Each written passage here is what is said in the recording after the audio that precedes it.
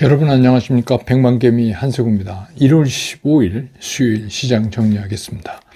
아침에 끝난 뉴욕 시장은 예상보다 훨씬 낮게 나온 생산자 물가지수 결과 때문에 국채금리가 조금 이제 빠지고 또 달러가 약세를 보이고 이렇게 하면서 상승 출발을 일단 했습니다. 그런데 이제 연준이 가장 많이 참고로 한다는 PC의 구성 품목들을 보면은 여전히 계속해서 견조하다. 그래서 또 거기에다가 또 헬스케어 쪽의 대표적인 일라이릴리가 큰 폭으로 빠지면서 그와 함께 대형 기술주들도 흔들리면서 전체적으로는 좀 혼조 마감하는 모습을 보였습니다. 그래서 다우는 0.52% 상승했지만 나스닥은 0.23% 하락하는 그런 모습이었고 S&P 500은 0.11% 상승하는데 그쳤고 중소형주의 러셀 2000이 1.13% 상승을 했습니다. 필라델피아 반도체 지수도 0.52% 상승하면서 이런 혼조된 그런 장세의 모습을 보였습니다. 우리 시장은 아침에 이제 출발이 0.55% 코스피 같은 경우 상승 출발을 했지만 기관이 일종의 쉘온 팩트라고 우리가 쉘온 팩트 이렇게 하죠. 그러니까 사실에 판다. 그러니까 풍문에서 사실을 판다는데 이제 이게 왜 그러냐면 아침에 이렇게 강했던 게 윤 대통령에 대한 체포영장 집행 시도가 이제 막 진행되고 있었잖아요. 새벽부터. 그러면서 이제 아침에 좀 강하게 올려붙었다가 그 후에 이제 소위 말하는 새로운 팩트 이 형상으로 이제 다소 상승폭을 줄이면서 보합 수준의 장을 끝냈습니다. 코스피 시장에서 외국인들은 493억을 샀고 순매수했고 기관이 2,561억을 팔았습니다. 개인이 1,200억을 순매수했습니다. 그래서 코스피 지수는 오늘도 2,500을 회복하지 못하고 2,496.81포인트 어제보다 0.02% 하락하면서 약보합권에 마감을 했습니다. 코스닥도 마찬가지로 출발은 0.57% 상승하면서 출발을 했는데 특히 이제 오늘 코스닥에서 외국인들의 매도가 굉장히 강했어요. 그래서 지수도 좀 하락폭을 좀 늘려가고 그래서 어떻게 보면 어제 상승분을 많이 이제 좀 반납하는 그런 모습도 오늘 보였습니다. 그래서 오늘 코스닥 시장에서는 외국인들이 1,778억을 순매도했고 기관은 57억을 순매수했고 개인이 1,812억 순매수하는 그런 모습을 보였습니다. 그래서 오늘 코스닥 지수는 711.61포인트 어제보다 0.9% 하락을 하면서 장을 끝냈습니다. 기술적으로 말할 것도 없이 아침에 높이 들었었기 때문에 양시장이 다 음봉인 거는 맞아요. 그렇지만 그 음봉 자체가 아직은 추세를 무너뜨리지 않는 선에서 이렇게 옆으로 밀려나가는 것 같은 그런 모습을 보이고 있습니다. 서울 외환시장에서 환율은 이 시간 현재 1,461원 10전 정도 보이고 있습니다. 이제 60원대로 내려왔네요. 그 다음에 이제 시총 상위 종목들에 대한 이제 움직임을 보면 오늘 이제 삼성전자는 외국인 기관이 전부 팔았습니다. 외국인이 1,454억 팔았고 기관도 889억, 자사주만 347억 정도 샀습니다. SK 하이닉스는 외국인들이 1,283억을 샀는데 기관은 515억을 팔았습니다. LG에너지솔루션은 외국인이 99억 팔았고 기관은 16억 샀고 삼성바이오는 외국인 91억 샀고 기관은 3억 정도 사고 그래서 둘 다 산 종목이 됐고 현대차, 기아 둘 다 외국인과 기관이 동시에 다 파는 그런 종목이 됐고 셀트리온도 역시 외국인과 기관이 동시에 다 팔았습니다. 비교적 크게. 그 다음에 이제 KB금융은 외국인과 기관이 동시에 다 샀는데 88억, 48억 이렇게 샀습니다. 네이버는 외국인들이 276억을 샀는데 기관이 68억을 파는 그런 모습이었고 HD현대중공업도 외국인이 210억을 샀는데 기관은 26억을 팔았습니다. 코스닥으로 넘어가 보면 뭐 오늘 이제 외국인들이 코스닥에서 많이 팔았기 때문에 알테오젠, 에코프로비엠, HLB, 에코프로, 레인보우 로보틱스 외국인들이 전부 다 팔았습니다. 예, 전부 상위 랭커들을 특히 HLB는 826억이나 팔았고요. 반면에 이제 기관은 알테오젠 5억, 에코프로비엠 235억 산 거 빼고는 나머지는 다 파는 그런 모습을 보였습니다.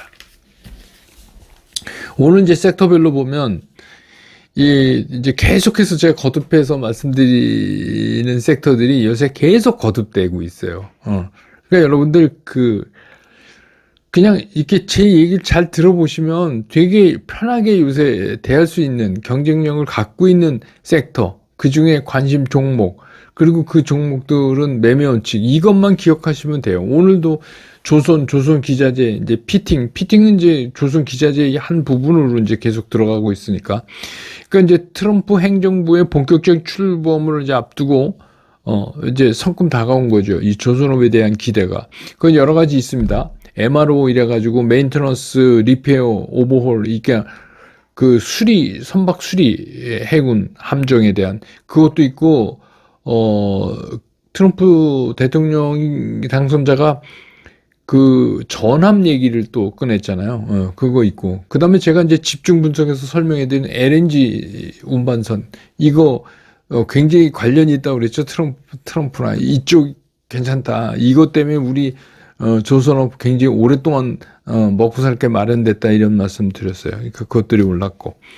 그 다음에 이제 양자 컴퓨터. 이게 뭐 젠슨왕도 그랬고, 주커버크도 그랬고, 뭐 모두 양자 컴퓨터는 뭐 시간 오래 걸린다. 뭐 이러면서 이제 대체적으로 좀 비관적인 견해를 밝혀 있지만 정작 자기네들은 한쪽에서 끊임없이 이거를 준비를 하고 있어요. 그러니까 되게 웃기죠, 이거. 이 문제는 제가 한번 짚어드린 적이 있죠. 이 사람들이 왜 이러는지. 그래서 뭐 이제는 그 양자 컴퓨터 관련도 있고 또 그런 이제 엔비디아나 무슨 그 다른 그 미국의 빅테크들이 뭔가 양자 컴퓨터 관련된 거를 같이 하려고 하는데 관련만 되는 종목은 막 우리가 이제 뭐 터치 패널 쪽에 알고 있던 뭐 파인텍이나 이런 것들도 막 움직이고 이제 이렇게 됐어요. 그런데 어제 이제 아시다시피 미국 시장에서 딴 것들이 좀 고전하는 사이에 기술주들이 양자 컴퓨터 관련들이 좀 올랐죠. 예, 그 영향도 좀 받은 것 같고. 그 다음에 이제 LNG 관련입니다. 이거 뭐 LNG는 뭐 트럼프 대통령이 뭐 이거 파재 끼겠다고 우리식으로 얘기한 거잖아요. 그래서 이제 이거는 제가 여러 차례 말씀드렸죠. 왜 LNG 관련이 될 수밖에 없는지. 그래서 이제 가스 사업 관련도 있고, 운반선 관련도 있고, 또 여기에 중요한 게 뭐냐면, 탱크. 이거 LNG를 싣고 나르려면 이게 고압으로 해서 액체화 시켜야 되죠. 그래서 그 탱크에 싣고 가서 이제 이걸 다시 풀어야 되는데 이 탱크, 이거 중요합니다. 그래서 그거, 뭐 조선, 뭐 아까 말씀드렸고. 그 다음에 이제 또 하나는 이제 전기, 전선, 전력 설비 뭐 이런 거죠. 이것도 끊임없어요. 그러니까 이거는 전선, 전력 설비는 조금 흔들린다고 그렇게 겁내하실 필요 없다. 제가 그랬잖아요. 걱정하실 필요 없다. 이게 그냥 11.2평만 우상향 가고 있으면 뭐 주가라는 게 쉬었다 가고 그러는 거지 매일 오를 수는 없는 거잖아요. 그러니까 그렇게 생각하시면 되게 편하다. 근데 이거는 나름대로 경쟁력이 있는 섹터다 말씀드렸는데 오늘 또 그랬고 어제 이제 미국 시장 영향받아서 오늘 그 은행권의 이제 금융지주 쪽이 조금 움직이는 미국도 어제 이제 그쪽이 좀 올랐으니까 금융주 쪽이 그 영향을 받았습니다. 그래서 오늘 시장 특징을 좀 정리를 하면 3거래일 만에 외국인들이 코스피에서 매수로 들어왔어요. 근데 500억이 채 안 되니까 492억이니까 그냥 우리 흔한 말로 테이핑 한 정도, 두드려 본 정도라고 볼 수 있죠. 근데 이제 중요한 건 뭐냐면, 전국 혼돈에 대한 정리가 이제 시작됐다. 또 한 걸음 나갔다. 물론 이게 완전히 끝난 게 아니라 정치적으로는 더 혼란해질 수도 있어요. 이건 어떤 방향으로 갈지 아무것도 모르지만, 일단 비상계엄서부터 시작해서 지금까지 계속 이 불안정한 상태가 정리 쪽으로 추가 기울면서 방향을 잡아갔다. 그런 거를 이제 시장이 읽고 있는 반면에 오늘은 이제 세론 팩트, 그 정도가 기관이 오늘 좀 보여줬다. 이런 날이다. 이렇게 정리될 수 있겠습니다.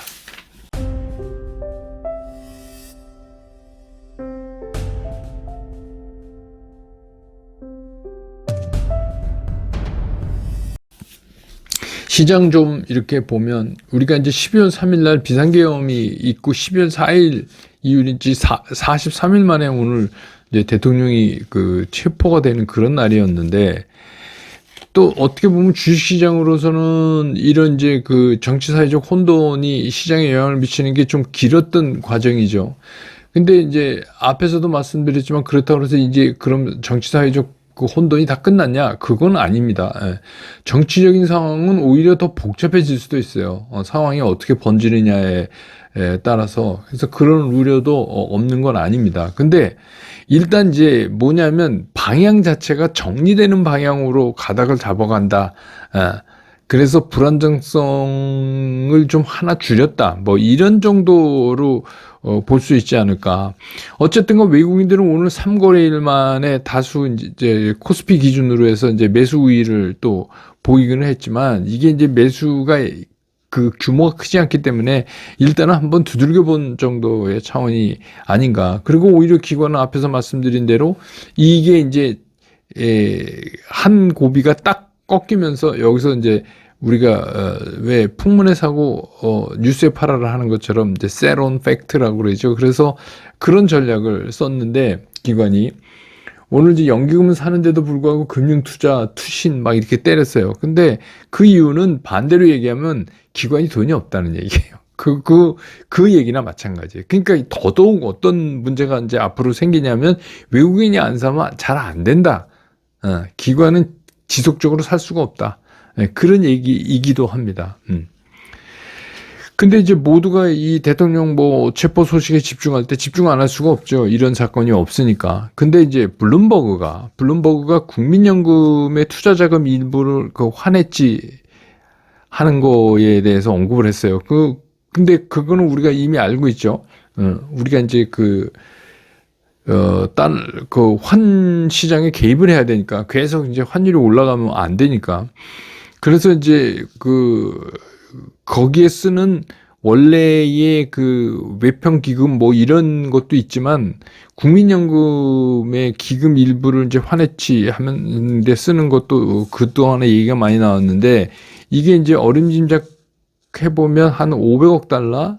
그 정도가 아닐까, 이렇게 이제 생각이 되는데, 500억 달러가 뭐 그렇게 적은 돈은 아니죠. 적은 돈은 아니고 규모도 커서, 뭐 이 정도면 이제 우리가 뭐 환율 방어 앞으로 이제 좀 흔들어도 문제 없다 이렇게 볼 수도 있지만, 또 보기에 따라서는 이런 얘기가 나온다는 게 별로 좋은 시그널은 아니에요. 그래서 현재까지 우리나라 계속해서 고환율이 지속돼 왔고, 70원에서 지금 60원대로 좀 빠졌지만, 이것도 계속 높은 거죠. 근데 이제 그렇게 돼 있고, 또 우리나라에 지금 이제 거의 뭐 그 인플레이션이 끔찍할 정도로 지금 일어나고 있잖아요. 그러니까 이런 인플레이션을 감안해 보면 원화 가치가 추가적으로 하락한다는 게 그냥 단순한 걱정이 아니다, 이런 생각도 할 수가 있어요. 그래서 이제부터는 이제 정치적인 뭐 혼돈 이런 거는 우리가 어떻게 정리할 수 있는 단계를 이제 오늘부로 뛰어넘은 것 같아요. 그러니까 이거는 뭐 어떻게 가는지, 이거는 뭐 그냥 지켜볼 수밖에 없고, 그런 이제부터는 그 주식 투자를 하면서 제일 많이 체크해야 될 게 환율을 집중적으로 좀 체크해야 되는 때가 된 거 아닌가, 이런 생각이 들어요. 그래서 뭐 늘 제가 이제 말씀드리지만, 그리고 새벽에 제가 이제 보내드릴 때 그 미국 NDF 변화 이런 거 6개월간 이것도 보내드리고 그러잖아요. 그러니까 그런 것들을 꼼꼼히 좀 지켜보실 필요가 있지 않나, 그런 때가 됐다. 그래서 이제 CPI가 이제 발표되죠. 뭐 어제 PPI보다 이제 CPI가 발표가 되는데, 이게 오늘 이제 그 3%가 넘어가면 이게 조금 안 좋은 시그널이에요. 금리 인하는 조금 멀어진다 이렇게 봐야 되는 거 아닌가 싶어요. 근데 뭐 저도 뭐 그렇게는 안 됐으면 좋겠는데 그건 이제 뭐 수치가 나와봐야지 아는 거니까. 예, 그렇게 되면 이제 어떤 CPI가 3% 이상 되면 어떤 이제 문제가 발생되냐. 그 후에 이제 우리나라 10년물 국채하고 미국 10년물하고의 그 금리 차가 이게 더 벌어지게 되죠. 그러면 이제 진짜 우리가 여태까지 뭐 정치권에서 막 얘기하던 내란 외환이 아니라 진짜 이제 외환 사고가 날 수 있는 거죠. 그렇게 되면. 그렇게 안 돼야죠. 그래서 오늘 밤에 발표된 CPI가 좀 3% 밑으로였으면 좋겠다 이런 생각이 듭니다. 그래서 이제는 그 모든 게 나타나는 게 뭐냐면 환율이에요. 그러니까 이제는 이제 환율에 더 신경을 써야 된다. 그 맨날 우리가 뭐 보면서 한남동 아침에 뭐 들어갔냐 안 들어갔냐 이랬잖아요. 이제는 환율이에요. 그거 이제 아니고 예. 그래서 뭐 그래도 우리 시장이 어쨌든 간 이제 뭐 제가 늘 말씀드린 봄을 향해서 한 발자국 다가간 거는 사실인데 근데 그 봄이라는 게 우리가 기대하는 것만큼 빨리 올 수도 있고 또 아니면 생각보다 늦게 올 수도 있고 그렇습니다. 근데 이제 중요한 건 뭐냐면 우리가 이제 이와 같은 시장에서 그래도 돈을 벌려면 이 주식 투자는 왜 하십니까, 여러분? 돈 벌기 위해서 하는 거죠. 예, 돈을 벌려고 하는 거죠. 주식 투자는. 예, 늘 말씀드리지만 이거는 무슨 이데올로기 싸움이 아닙니다. 뭐 좌우 뭐 이런 거 아니에요. 그러니까 우리가 가끔씩 정치적인 얘기를 하는 것도 주가 판단을 하기 위해서 이제 그런 건데, 그런데 시장에서 그런 걸 떠나서 아주 정확하게 시장을 파악할 수 있는 게 있어요. 그게 바로 이제 매매 원칙에 의한 매매 타이밍을 잡는 겁니다. 그러면 뭐 봄이 온다는데 언제 사야 돼? 뭘 사야 돼? 이런 거잖아요. 언제 사야 돼? 뭘 사야 돼? 근데 뭘 사야 되는 제가 말씀드렸잖아요. 우선 섹터가 정리돼야 된다. 그 섹터 안에서 중요한 그 종목들을 선정해 놔야 된다. 거기까지 하면은 뭘 사야 돼에 대한 답은 있는데, 근데 그것들을 언제 사고 언제 팔아야 돼? 이거를 결정 짓지 못하면 앞에 한 게 소용이 없죠.